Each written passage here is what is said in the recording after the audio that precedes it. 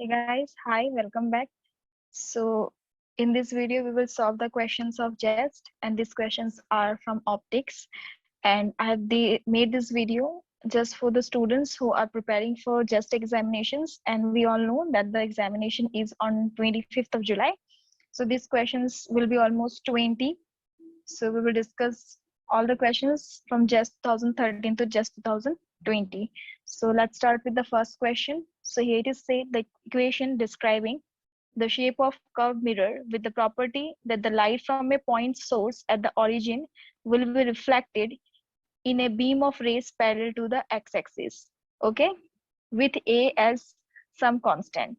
So here it is said what will be the equation you need to find. For what? You are having a mirror, okay, which is curved in shape, okay, and it is having the property that light from a point source which is at the origin, from there the light will be reflected, okay, in a beam of rays, and these rays will be parallel to the x-axis. So if I consider somewhat of this type, okay, this two is to be the origin, okay, curved mirror, that means the mirror will be somewhat like this, okay. So here it is said with the property that the light from a point source at the origin, so this is the point source, okay, and it will be reflected what? It will be reflected back, okay, somewhere of this type I can take, okay, and it will be reflected back parallel to the x-axis. This is the x-axis, this is the y-axis, right? So this is how it will be. These are the parallel lines, okay. So this is how it will be reflected, okay, incident and then reflected parallel to the x-axis. So if you see here, like you can see, this looks like what? It is looking like an parabola, right? So it represents a parabola. Now the focus is at the origin, okay. Equation of the mirror will be a comma 0, okay. Finally what you will see, the equation, you can directly write the equation of the parabola. You can write y square is equals to what? Ax plus a square. All right, that's it. So the correct option is option A. So you can just see shape was curved, property was light from a point source which is at the origin, it will be reflected parallel to the x-axis. All right, now let us see the next question. A spherical air bubble, it is embedded in a glass slab. It will behave like a cylindrical lens, a chromatic lens, converging or diverging. So you are having a spherical bubble. Suppose this is a spherical bubble, okay. It is embedded in a glass slab, okay. Suppose this is a glass slab. So you know refractive index of the glass slab is what? 1.5, okay. Refractive index of the air bubble is what? 1, okay. So this air bubble, it is surrounded by what? It is surrounded by glass slab. So if I consider here, okay, any ray of light which is incident, okay, suppose this ray of light is incident here, so this is going to be its normal, yes or no? Its normal is this, yes or no? Then this ray of light is traveling from what? Rarer to denser medium, right? This is what it happens when light is traveling from rarer to denser medium. Then the ray of light should what? It should move away from the normal. So here it is moving from what? Rarer to denser. So this is the normal, so it will move away from the normal, okay. Again it will come and hit here. So this time the normal will be what? This, yes or no? Again it will be what? Moving away, yes or no? It will move away, that means it will go in this way. So in both the cases, if you see, when it is coming here directly, it is what? Moving away. It is changing its direction. Again after what? Changing its direction, again it is going and hitting this, okay. It is incident here, again it is what? Diverging. So in both the cases, either it's from here or here, it is diverging. So you can say the ray of light is what? Diverging. Clear? That means air bubble will behave as diverging lens. Now let's see the next question. The resolving power of a grating spectrograph can be improved by. So you will have to say how can the resolving power of a grating spectrograph be improved. So you see in this case, we have already seen that the formula for resolving power is what? You can see resolving power, it is denoted by R. R, it is equals to what? Lambda by del lambda. Okay, and it is equals to m and capital N. Okay, here this capital, it is the number of slits. Okay, small n, it is the order of diffraction. Okay, del lambda, it is the resolved wavelength difference. Resolved wavelength difference. And lambda, it is the phase difference, you can say, between the first two slits. Okay, so if you see here, in case of resolving power, we can improve the resolving power by working in what? Higher order. Okay, we can improve the resolving power by working into higher order, or you can say by increasing the number of lines in the grating. That is what? By increasing the number of lines in grating is by increasing the value of n. Okay, so you can say the resolving power of a grating spectrum of curve can be improved by illuminating the grating to the maximum possible extent. Okay, it is not recording the spectrum and these things. If you see the resolving power concept in any book, you will get it directly under the formula of resolving power, that to improve the resolving power, you can do what? You will have to work in higher order. That means you will have to increase the number of lines in the grating. Okay, and so now let's see question number 4. Three sinusoidal waves have the same frequency with amplitude a by 2, a by 3, while their phase angles are 0, pi by 2, and pi respectively. So you will have to find the amplitude of the resultant wave. Three sinusoidal waves are given having same frequency. That means what? Omega 1 is equals to omega 2 is equals to omega 3. It is equals to omega. With amplitude what? Here A1 is equals to A2 is equals to A by 2, and A3 is equals to what? A by 3. Okay. So first of all, we will write the equation for single waves. Okay. So Y1 is equals to what? Y1 will be equals to what? You can write Y1. It is A. Okay. Sine omega t, phase angle is what? 0. Okay. Similarly, you can write Y2 is equals to what? A by 2 sine. Here you will have omega t plus pi by 2. And Y3 is equals to what? A by 2 sine omega t plus pi. So if you see the phase angle here, this is 0, this is pi, this is pi by 2, this is 2 pi by 3. This is how you can write. Okay. So when you will add all these three, okay, then you will get the resultant wave. What you will get? The resultant wave you will get a sine omega t, this is 0, so plus a by 2 sine omega t plus pi by 2, and this is a by 3, this is a by 3. Okay, it is sine omega t plus pi. So you can add the like terms, this and this. Okay, so you can write a sine omega t. This is what? This is pi. Okay, that can be written as plus a by 3. This will give you what? Minus, right? Minus of sine omega t. Clear? You can write this way, and this will give you what? A by 2. You will have sine omega t plus pi by 2. This is what you will have. All right. So if you see here, from here, when you will what? Subtract, you will get what? 3 is the LCM. So 3 minus 1 is what? 2. And a sine omega t plus a by 2. Okay. And here you will have what? Sine omega t plus pi by 2. Clear? Now you are asked to find the resultant, right? So what you can write for the resultant, you know, the resultant wave formula is A is equals to what? You can write A is equals to root over, right? It is what? A1 square plus A2 square plus 2 A1 A2 cos phi. Okay, this is cos phi. Clear? So you were having what? You were having the final resultant wave was equals to what? It was A sine, here it was 2 a by 3 sine omega t, plus you were having what? A by 2, right? It was what? A by 2 sine omega t plus pi by 2. So from here, if you see, this is what? A1, this is what? A2. So you can write A1 is what? Your A1 is equals to 2a by 3 whole square plus A2 will be equals to what? A by 2 whole square.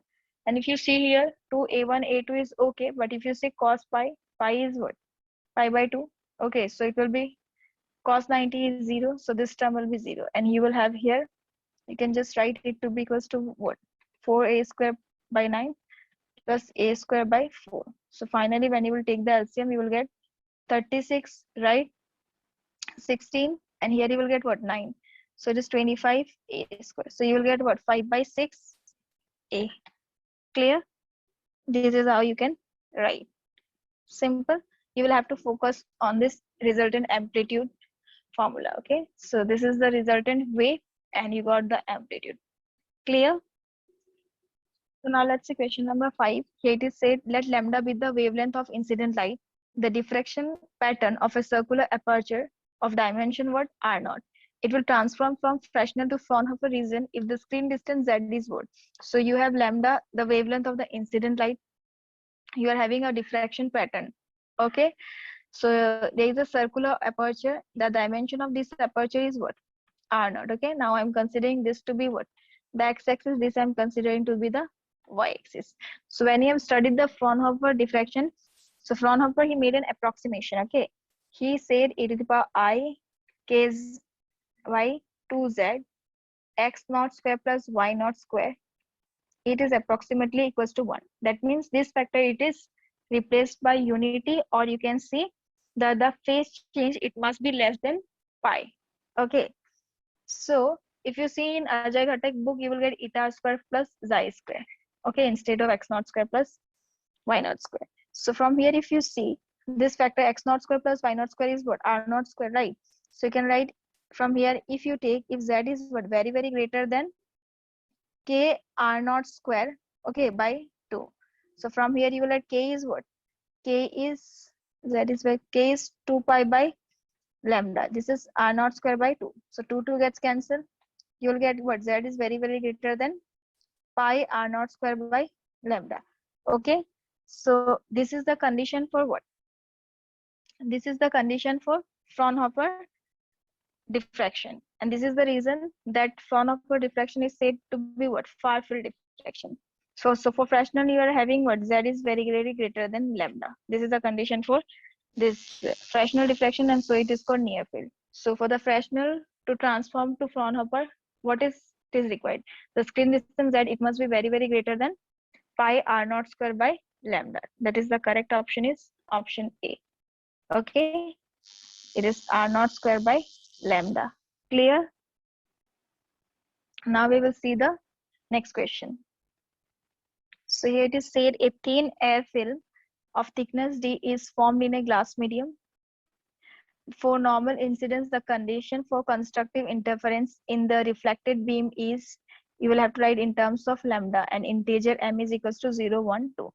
So here it is said a thin film, okay, thickness is given to you D.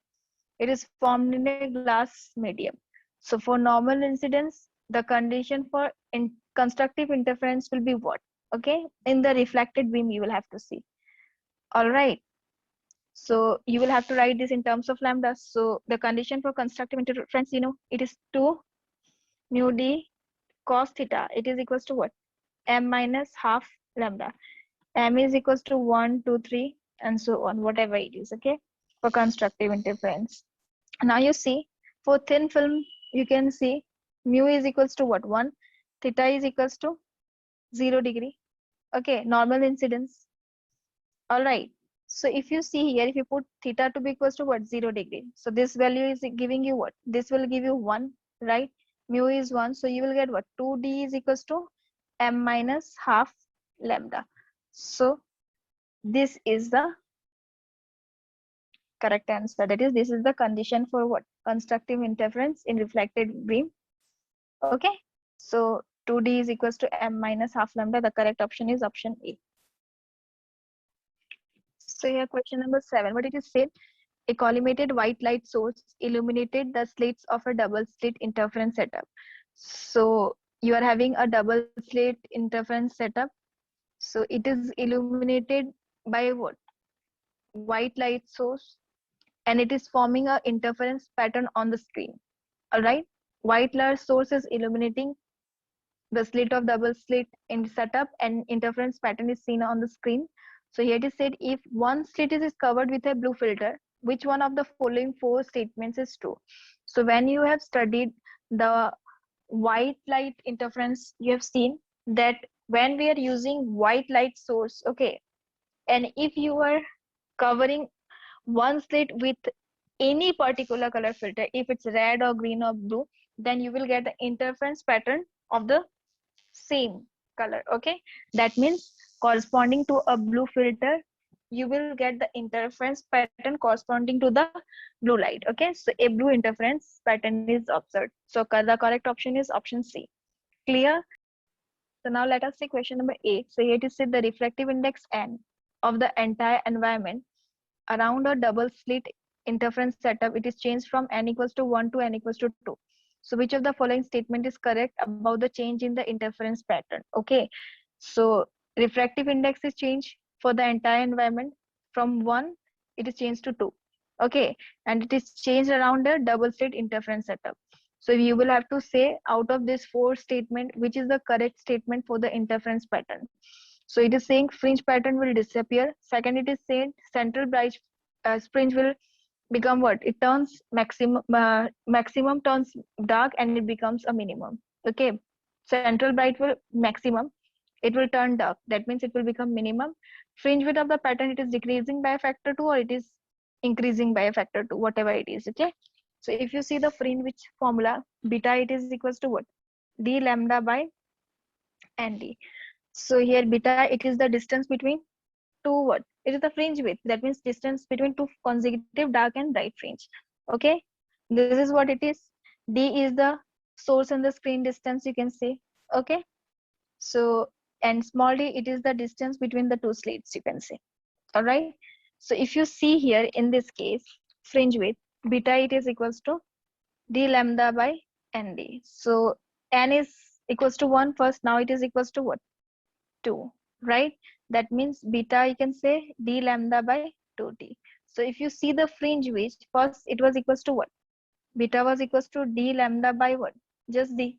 So here if you see, for n equals to 1 you are having the fringe with this, but for n equals to 2 you are having the fringe with this. That means fringe width is what? Decreasing. Okay, and it is decreasing by a factor what? 2. So the correct option is option D. Clear? So this is how you can see. Just you will have to remember the correct formulas. So now let us see question number 9. Okay, here it is said white light intensity I naught. It is incident normally on a filter plate of thickness D. So here you are having a white light whose intensity is I naught. It is incident normally on a filter plate whose thickness is D. So the plate, it is having wavelength what? Lambda. This plate is having wavelength lambda. Okay, dependent absorption coefficient. So this absorption coefficient is lambda dependent, and this is per unit length. Okay, so here it is said the band pass age of the filter, it is defined as what? As the wavelength at which the intensity after passing through the filter is this. Band pass age, it is defined at that particular wavelength at which the intensity is becoming what? I naught by rho when it passes through the filter. Here lambda naught, a naught, rho, these are the constants. And the reflection coefficient of the plate, it is assumed to be independent of lambda. So absorption coefficient is depending on lambda and reflection coefficient is not depending on lambda. All right. So out of these 4 statements, which statement is correct about the bandwidth? You will have to tell that. So for this, we will do one. So for this directly, we will see the central wavelength formula, okay, which is denoted by what? Lambda theta, okay, and it is equals to lambda naught 1 minus sine square theta, okay, and here you will have into with ne by n star whole square whole to the power 1 by 3, 1 by 2. So here if you see this lambda naught, it is the wavelength at angle of incidence. This is, I'm writing here, Lambda theta, it is wavelength at angle of incidence. Okay. Lambda naught, it is wavelength at normal incidence. This is wavelength at normal incidence. And E, it is the refractive index of external medium. N star, it is the effective index of the filter. All right. And theta, it is the angle of incidence. So if you see this formula, you can see the bandwidth, it is linear dependent on what? Lambda naught. Okay. So the correct option is option A. Okay. Because if you see the amount of wavelength shift, it will depend on what? It will depend upon the effective index, all right, and the incident angle. Clear? So directly you can see the bandwidth, it is what? Linear dependent on lambda naught. And if you're having any problem, just go through this formula. You will get in any book. Okay. Now let's see question number 10. Here it is said what? An optical line of wavelength 500 Armstrong in the spectrum of light from a star, it is found to be redshifted by an amount 2 Armstrong. So optical line is there, wavelength is 5000 Armstrong. Okay, in the spectrum of light, it is okay from a star which is found to be what? Redshifted by amount 2 Armstrong. Here V, it is the velocity at which the star is what? Recording. So ignoring the relativistic effects, you will have to calculate the value of C by V. So this is related to the Doppler effect. Okay, we have seen the Doppler effect. You can see we have studied in theory. Okay, Doppler effect we are using to measure the velocity at which Doppler effect is used to measure, okay, the velocity at which, okay, a star is moving away from or towards us by comparison wavelength. Okay, all right. So here if you see, you can write C from Doppler's effect, you will have what? You can just directly write that V by C is equals to del lambda by del naught. Okay, but we need to calculate C by V, so we'll write C by V is equals to what? Lambda naught by del lambda. All right. So we can write lambda naught. It is 5000 Armstrong, right? Del lambda is equals to what? 2 Armstrong. So finally you'll get what? 2500. So the value of C by V is what? 2500. Clear? So directly you can write. Next, let's see question number 11. So in the Young's double slit experiment, screen distance D is 50 centimeter. Small d is equals to what? 0.1 centimeter. A thin mica sheet of refractive index n is equals to 1.5. It is introduced in the path of one of the beam. If the central fringe gets shifted by 0.2, what is the thickness? In micrometer, you will have to calculate of the mica sheet. Young's double slit experiment, screen distance is given to you. Okay. Small d, it is given to you, distance between the two slits. Okay. And here it is given to you, the refractive index of the mica sheet is given to you. Okay. And also the path of one of the beam, it is what? Here it is said a thin mica sheet refracted and equals is introduced in the path of the beam. Central fringe, it is getting shifted by what? 0.2. So you will have to just calculate the thickness. Okay. So for central fringe thickness, it is denoted by x naught and it is equals to what? Capital D by small d mu minus 1 t. So you will have to find small t, right? X naught, it is what? Central fringe is getting shifted by 0.2. D is equals to what? 50 centimeter. Okay. Small d is equals to what? It is equals to 0.1. All right. Mu, you know what is mu? Mu is equals to 1.5. That is the refractive index. This is minus 1 into with t. So from here you will get 0.2 into with 0.1 divided by 50. And it is equals to what? This is giving you what? 0.5, right? So into with 0.5 equals to t. So from here, when you will do this, it will give you what? 0.02 by When you will multiply this 50 into with 0.5 into with 50, you will get it to be equals to what? 25. And finally, you will get T is equals to what? 0.0008. That is 8 into with 10 to the power minus 4 centimeter. And you will have to write this in micrometer. So it is 8 micrometer. Clear? So directly use the formula and you can calculate.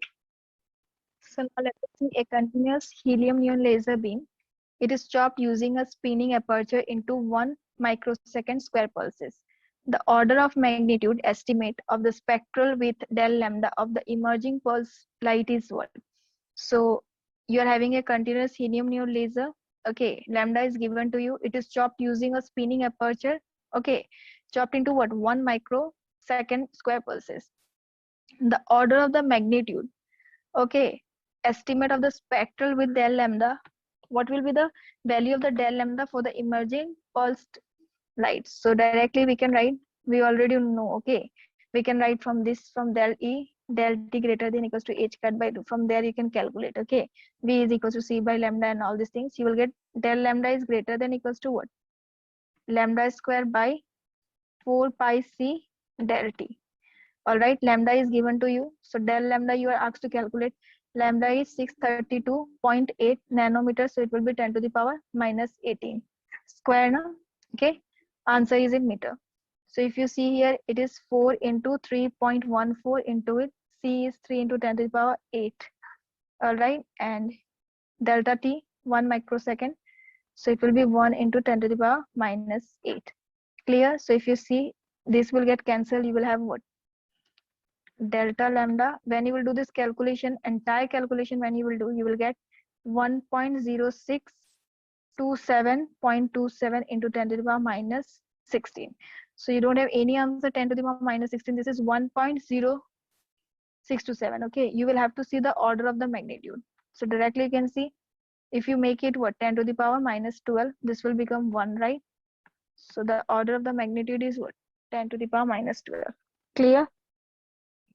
Question number 13. The polarizers are stacked normal to a central axis along which, okay, along which is incident a beam of unpolarized light of intensity I naught. There is an unpolarized light which is incident. Okay, you are having 3 polarizers. These are stacked normal to a centers. These are centers. So this way these are what? Stacked. Okay, and along which is an incident beam of unpolarized whose intensity is what? I naught. The first and third polarizers are what? Perpendicular to each other, and the middle polarizer is rotated at an angular omega. So it is said the first and the third are perpendicular. The middle is what? Rotated, right? It is rotated at an angle, at an angular frequency omega above the central axis. So this is the central axis. So it is rotated. So this will be what? Omega t. This is 90 degree minus omega t. All right, and this is I naught. So the time dependent intensity of light emerging after the third polarizer will be what? You will have to see the time dependent intensity. It is, you have to calculate what? I for the third polarizer. So from first polarizer, okay, intensity will become half, right? So from first polarizer, the basic concept of polarizer we will apply, okay? From first polarizer, intensity will be half. That means you can write I1 is equals to what? I naught by 2, because the incident intensity was I naught. Okay, after passing from second polarizer. All right, after passing from second polarizer, what you will write? I2 is equals to what? I naught by 2. This is cos square. Okay, here you will have what? 90 minus omega t. So you can write I naught by 2 cos square. It will become what? Sine square omega t. And after passing from third polarizer, that is the final one, IF, you can write what? I2 cos square omega t. All right. Directly from here you can see. So I2 is what? I naught by 2 sine square omega t, and this is what? Cos square omega t. Okay. You can just calculate. This will become cos square omega t.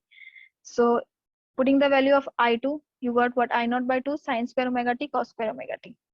Okay. So you are getting for the final. Okay, the third one you're getting, it is I naught by 2 sine square omega t into with cos square omega t. So it will be equals to what? You know, sine 2x is equals to what? 2 sine x cos x. So its square will be equals to what? You can write it to be equals to what? This is sine x cos x. So you can write 1 by 2 sine 2x is equals to what? Sine x cos x. From here you will write what? 1 by 4 sine square 2x, right? So it is equals to what? I naught by 2, 4 2s are 8, and it is what? Sine square 2x, but it is 2 omega t. All right. Again, you will write it to be equals to what? You know sine square 2x, it is equals to 1 minus cos 4x by 2, direct trigonometric formulas. So you will have I naught by 16, right? This is 1 minus cos, okay, 4 omega t. All right. So directly this is the intensity. I naught by 16, okay, 1 minus cos 4 omega t. So the correct option is option A. So that's all in this video. I hope the questions were not that tough. And if you have a good grip over the theory, then these questions will be very, very easy for you because we are just using the basic formulas. So that's all in this video. Thank you so much. Have a good day.